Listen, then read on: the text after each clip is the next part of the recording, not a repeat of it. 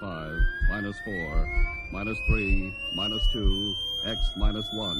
Fire. Lights out, everybody.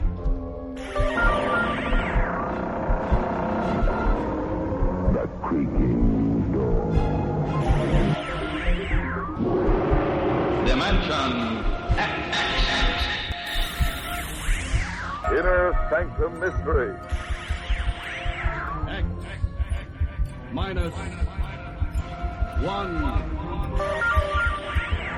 Dark battleship.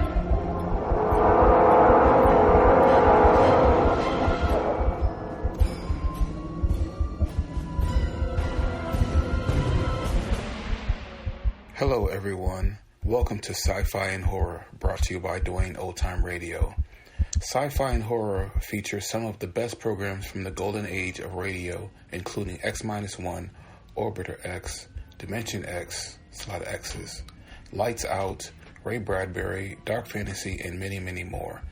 Before we start today's sci-fi and horror thriller, if you enjoy what I'm doing, let me ask you to subscribe to my channel.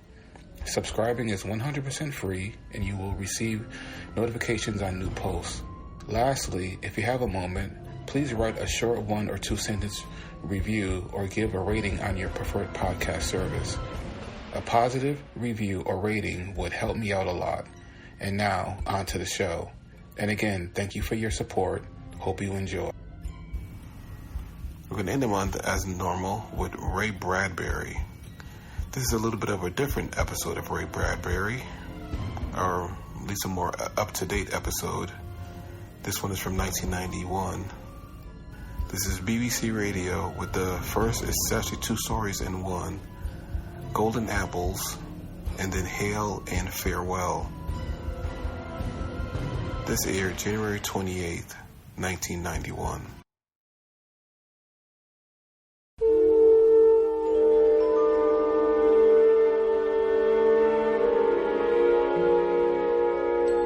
The Golden Apples of the Sun.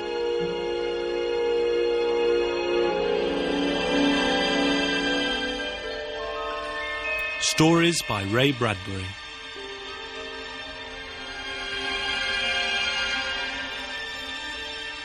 In tonight's programme, we have our first 2 stories from the pen of one of America's finest storytellers, Ray Bradbury. The dramatisations are by Lawrence Gilbert.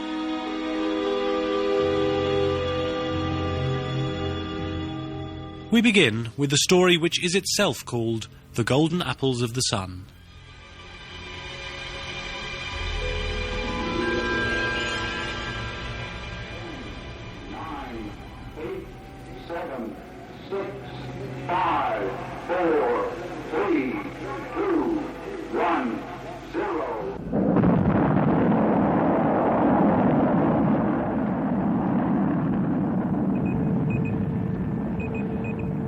They launched a rocket ship, officially named the Copa de Oro.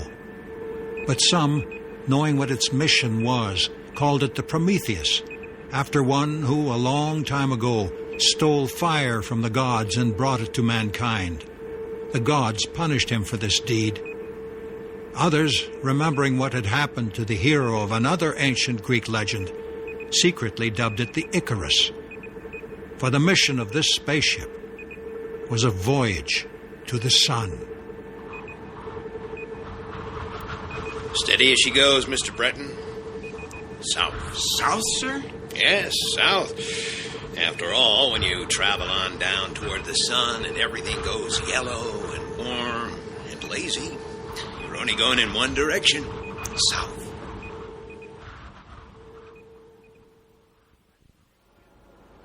That's what the old man told me. South, he says. I said, excuse me, sir, but there's no such thing as south here in outer space.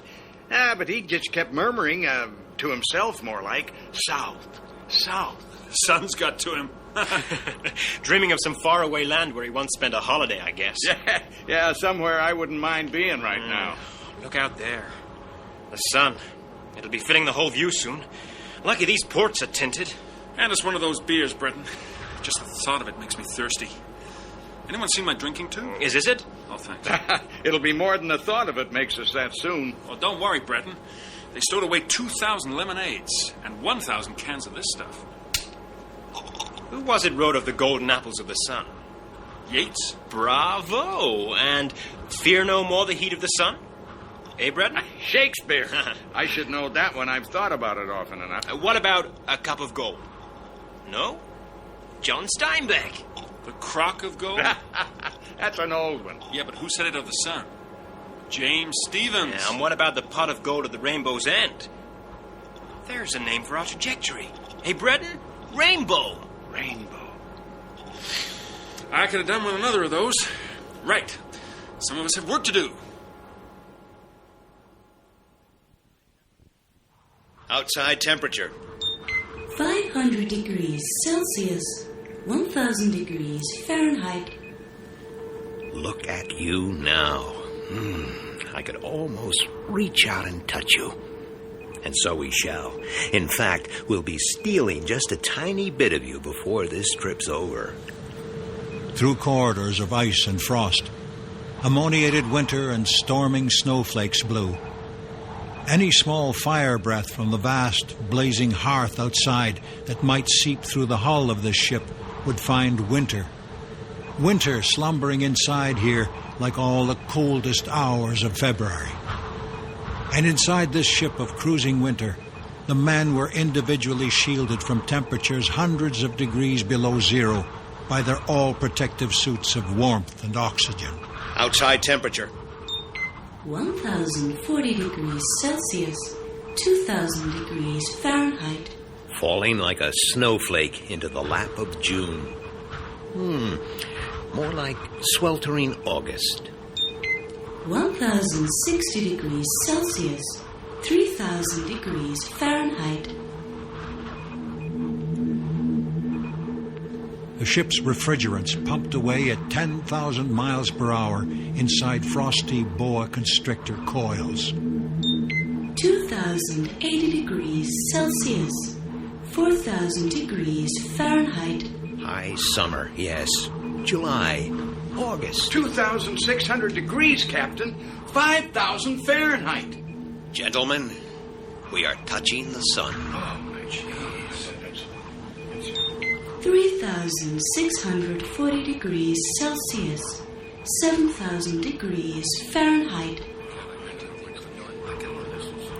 What time is it? The sun burned the minutes, the seconds. It burned all time and eternity away. For now there was only the sun and the sun and the sun. It was every horizon. It was every direction. It burned away the dark world behind the eyelids, the retina, the hidden brain. And it burned away sleep and the sweet memories of sleep and cool nightfall. Captain! Oh, my God. Jeez! Mr. Breton! Breton, the first mate, fell flat to the winter deck.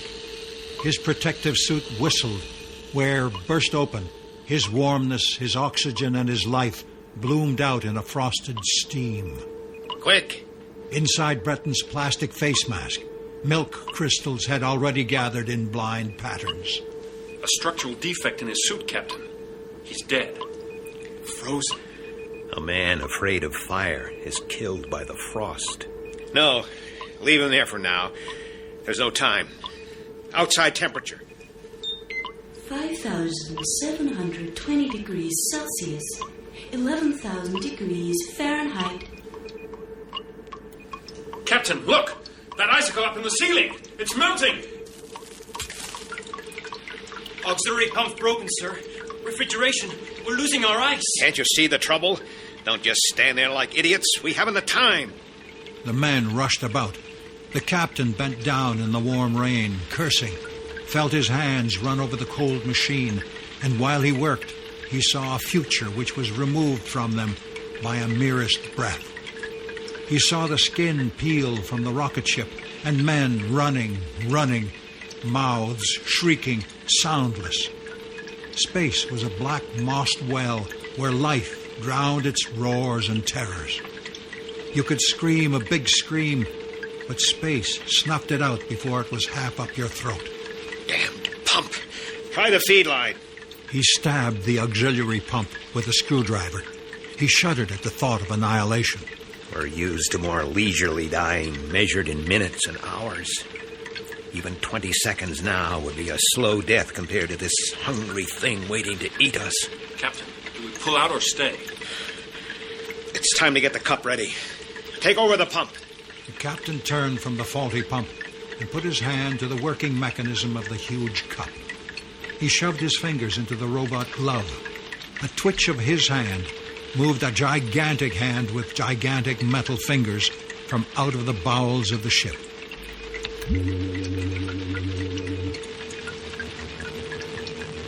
Cup activates on the sun's surface in 4 seconds. I think this is where we came in, murmured the captain to himself. For 1,000,000 years ago, he thought, one of our naked ancestors on a lonely northern trail saw lightning strike a tree, and while the rest of his clan fled in terror, he plucked out a bit of fire and, shielding it from the rain, took it to his cave and gave his people summer. Ready to commence activation, Captain.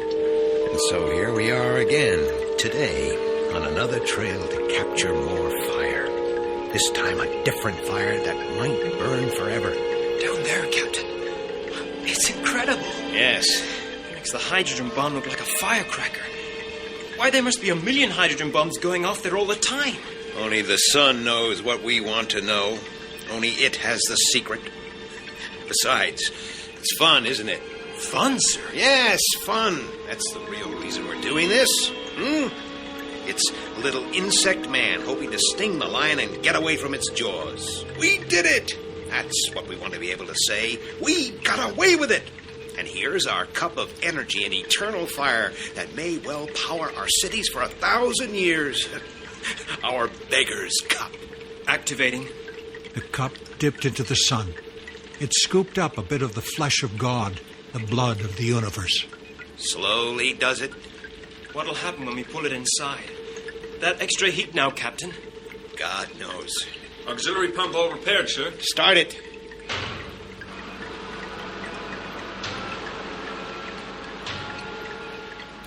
Close the lid of the cup now. And back inside with it. Slow. Slow. Slow. The hand sank with oiled silence into the ship's body. The refrigeration system kicked. Ammoniated fluids banged the walls like blood in the head of a shrieking idiot. Will the system take it, sir? Quiet. They waited.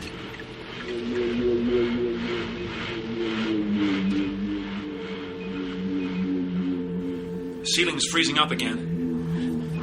Let's get out of here. They were all thinking now. Pull away, and away from the fire and the flame, the heat and the melting, the yellow and the white. Go on out now to cool and dark. In 20 hours, perhaps, they would deactivate some refrigerators and let winter die. Indeed, they would have to, since they were returning to the cold night of space. We're going home. The captain sat for a long while beside Breton's body covered in snow. He remembered a poem he had written many years before. Sometimes I see the sun, a burning tree, its golden fruit swung bright in airless air, its apples wormed with man and gravity, their worship breathing from them everywhere, as man sees sun as burning tree. Well, where do we go now, eh? When you've gone a long, long way down to the sun and touched it and streaked away from it, where are you going then? When you go away from the heat and the noonday light and the laziness, where do you go? Dunno, Captain. Dunno, sir. There's only one direction in space from here on out. North. You go north.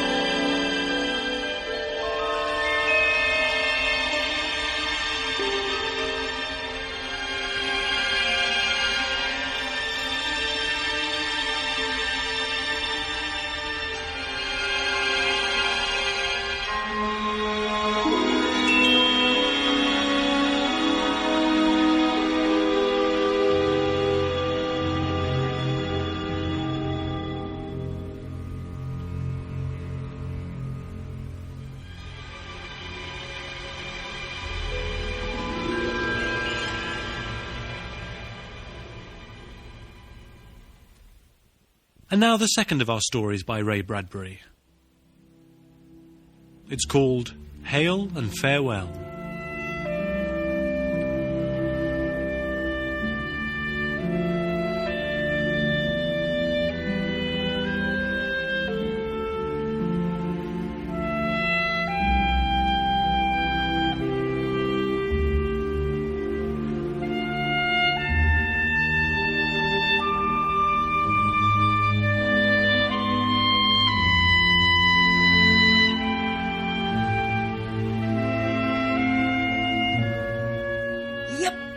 It's time now. Can't be helped. Of course, Willie was going away. There was nothing else to do. The time was up. The clock had run out.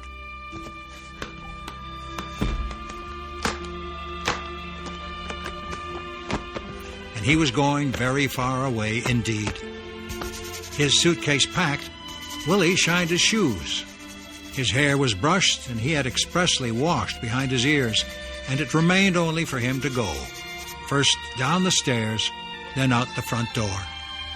Then up the street to the small-town station where the train would make a stop for him alone. And after that, the town of Fox Hill, Illinois would be in his past. And he would go on perhaps to Iowa, or perhaps to Kansas, or even California.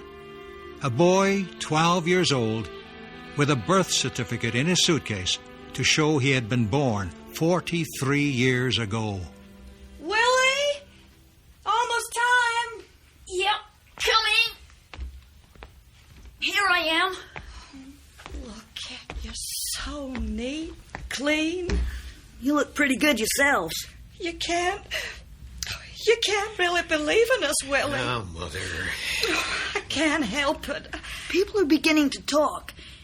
I've been here 3 years. But when people begin to talk, I know it's time to buy a railway ticket. It's all so strange.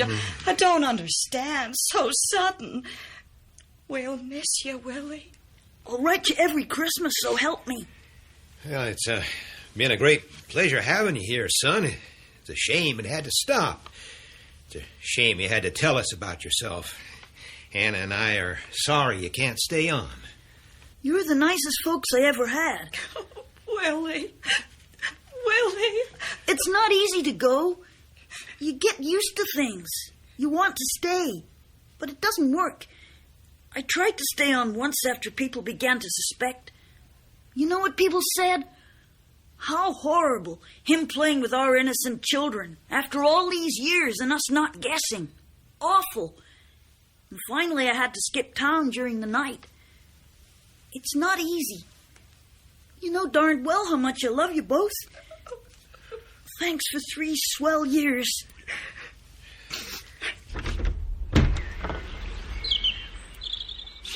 Where do you think you'll be heading, Willie? I don't know. I just start traveling. When I see a town that looks green and nice, I settle in. Will he ever come back? Yep. In about 20 years, my real age should begin to show in my face. When it does, I'm sure gonna make a grand tour of all the mothers and fathers I ever had. Don't you worry. Well, how many folks you stayed with, Willie? How many adoptions? Well, I guess it's about 5 towns and 5 couples.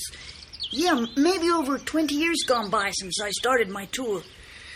Well, Mother, we can't holler. Better to have had a son 36 months and none at all. Well, goodbye. I won't look back. Look how small he is. 4 foot nothing. Will it be all right? Will it be safe? You forget. He's been doing this trip for years. Easy enough to forget. When he was your little boy.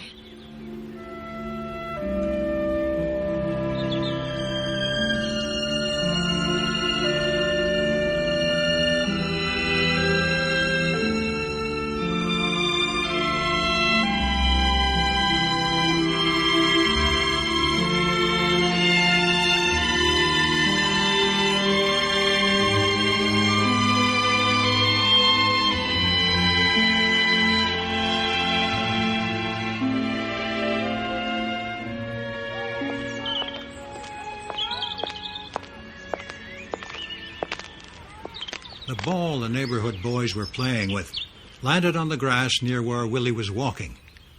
As he stopped and picked it up, Willie thought of the last 3 years and the 5 years before that, and so on down the line, to the year when he was really 11 and 12 and 14. What's wrong with Willie, Mrs.? Mrs. B, is Willie late a-growing? Willie, is that cigars I smell in your breath? And then he thought of his mother, the look on her face on his 21st birthday. The boys walked over to him. In a moment, he could feel them blot out the sun. They were older, standing around him. Where are you going with that case, Willie? In the matter of baseball with the neighborhood kids, it had started 4 months ago. Choose up sides. Who wants Willie? Oh, Willie's too little. We don't play with kids, they said. And then 4 months ago, there were the other voices. Voices beginning the old refrain all over again. Better feed that boy some vitamins, Anna. And then Willie knew, with weariness, that roots would have to be pulled up again after so many good years. Willie, where are you going? Just off for a few days to visit a cousin of mine. Oh.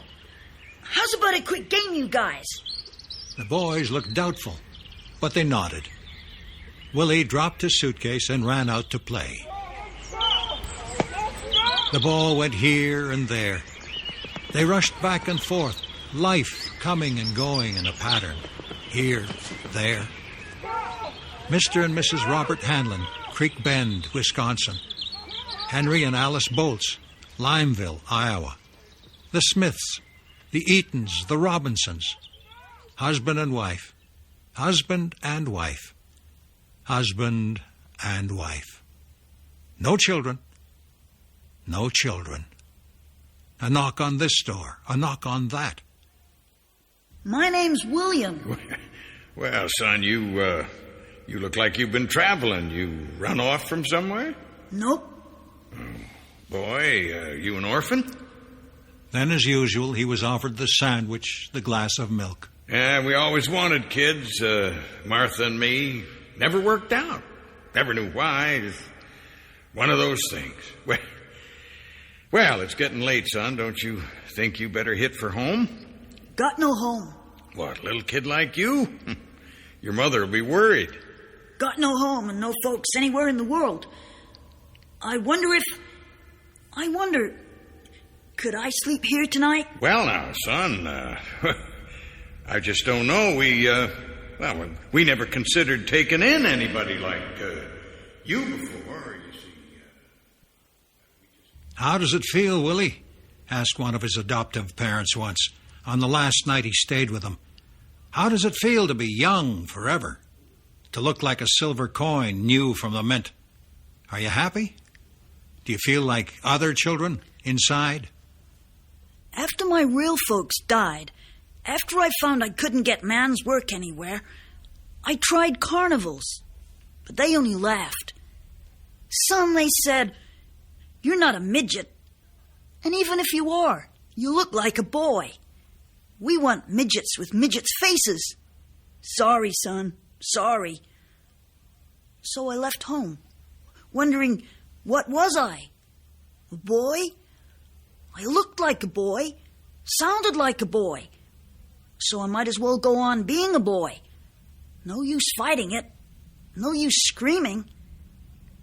And then one day, I was in this restaurant, and I saw a man looking at another man's pictures of his children. "Sure wish I had kids," he kept saying. He kept on saying that. And there was me, sitting a few seats away with a hamburger in my hand. I sat there, frozen. From then on, I knew what my job would be for the rest of my life.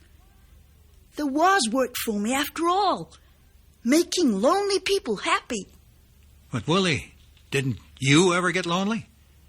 Didn't you ever want things that grown-ups wanted? I fought that out alone. I'm a boy, I told myself. I'll have to live in a boy's world, read boys' books, play boys' games, cut myself off from everything else. I got to be one thing only. I can't be both. It wasn't easy. And you never told the family you were living with at the time? No. Telling them would have spoiled everything. I said I was a runaway. I let them check through the police. And when there was no record, I let them put in to adopt me. But then, after 3 years or 5 years, they guessed. Someone always spotted something funny about me. It always had to end. Has it been fun being a child for over 40 years? It's a living, as they say. And when you make other people happy, you're almost happy too.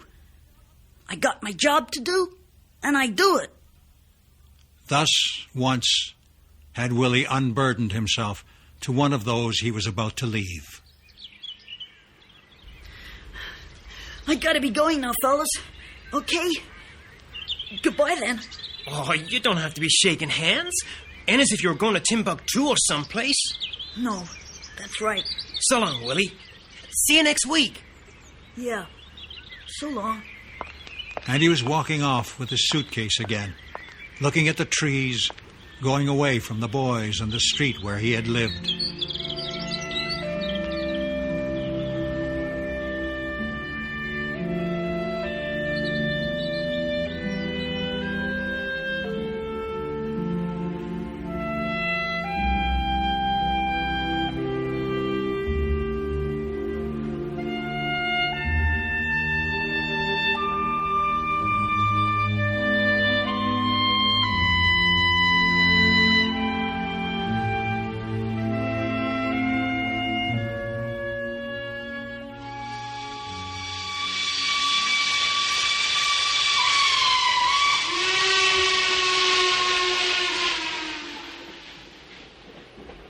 The next morning, Willie woke up on the train to see it pulling into a little town just arising from sleep. It was still dark. The lights of the town were beginning to come on.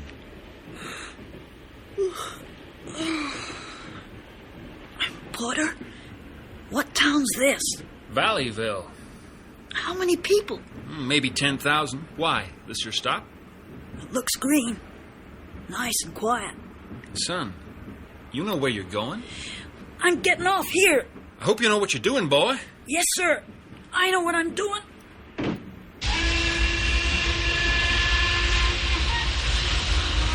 What was that? Wish me luck. Best of luck, son. Best of luck, boy. He watched the silvery train until it was completely out of sight.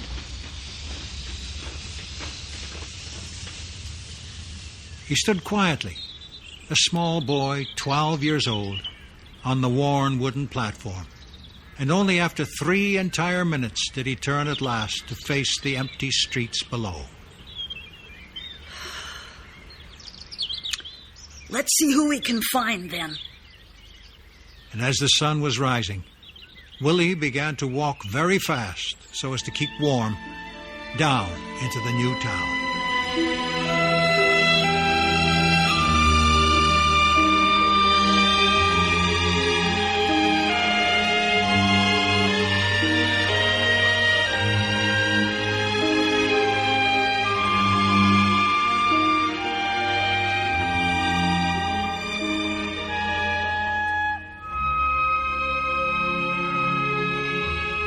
In those 2 stories by Ray Bradbury, you heard Paul Maxwell, Ed Bishop, Don Fellows, Judy Bennett, Paul Downing, Joanna Myers and Simon Treves.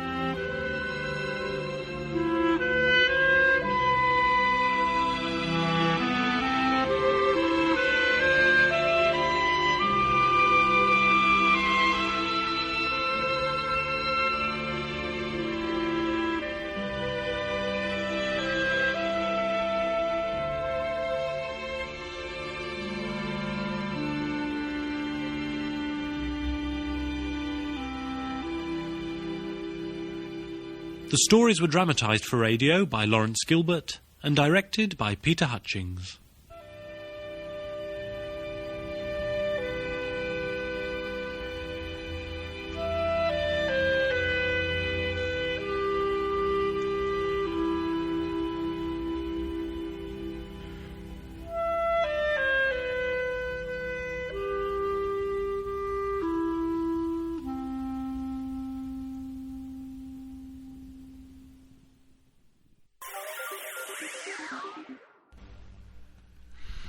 Thank you for listening. If you enjoy what I'm doing, I ask you to please subscribe to my channel or channels.